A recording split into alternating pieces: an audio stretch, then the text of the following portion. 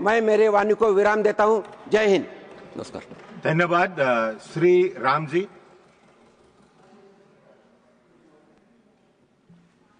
धन्यवाद मान्यवर कि आपने मुझे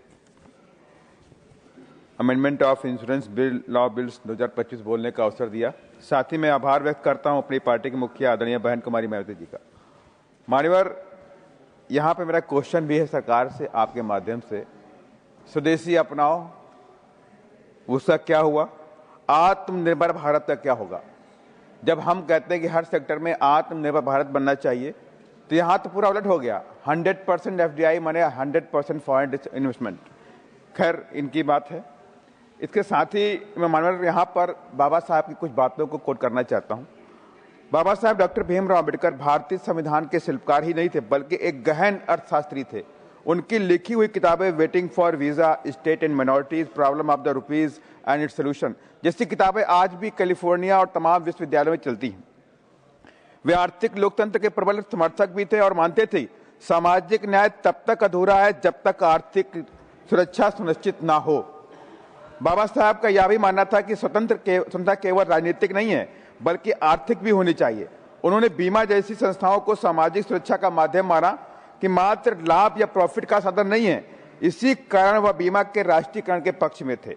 उनका विश्वास था कि बीमा निजी पूंजी हाथों में रहेगा तो गरीब और कमजोर वर्ग इससे वंचित रह जाएगा। निजी हाथों में रहेगा, शोषण और असमानता को बढ़ावा मिलेगा। इसलिए स्टेट सोशलिज्म के अंतर्गत बीमा को लाने की वकालत भी की। बाबा साहब डॉक्टर अम्बेडकर ने अपनी पुस्तक राज्य और अल्पसंख्यक में राज्य समाजवाद की प्रस्तावित योजना के बीमा क्षेत्र में राज्य के एकाधिकार की वकालत अर्थव्यवस्था को सुरक्षित करने और व्यापक सामाजिक लाभ प्रदान करने के उद्देश्य से की। बाबा साहब ने यह भी कहा, अनिवार्य बीमा कवरेज की बात करी। यही नहीं, स्वास्थ्य बीमा सहित स्वास्थ्य सेवा को सरकार द्वारा प्रदान किए जाने वाले मौलिक अधिकार को माना जाना चाहिए, खासकर जरूरतमंद के लोगों के लिए। और ESI अधिनियम में महत्वपूर्ण भूमिका निभाई। 1942 से 1940 तक वायसराय के कार्यकारी परिषद में लेबर मेंबर के रूप में बाबा साहब डॉक्टर अम्बेडकर ने उस नीति को विकसित करने में महत्वपूर्ण भूमिका निभाई, जिसके परिणाम स्वरूप 1948 में कर्मचारी राज्य बीमा ESI का अधिनियम लागू हुआ। माननीय बाबा साहब डॉक्टर अम्बेडकर ने स्टेट माइनॉरिटीज 1947 में साफ साफ सुझाव दिया कि बीमा, बैंकिंग और प्रमुख उद्योग, इन सभी का राष्ट्रीयकरण होना चाहिए ताकि आर्थिक लोकतंत्र स्थापित हो सके, न कि पूंजीवाद।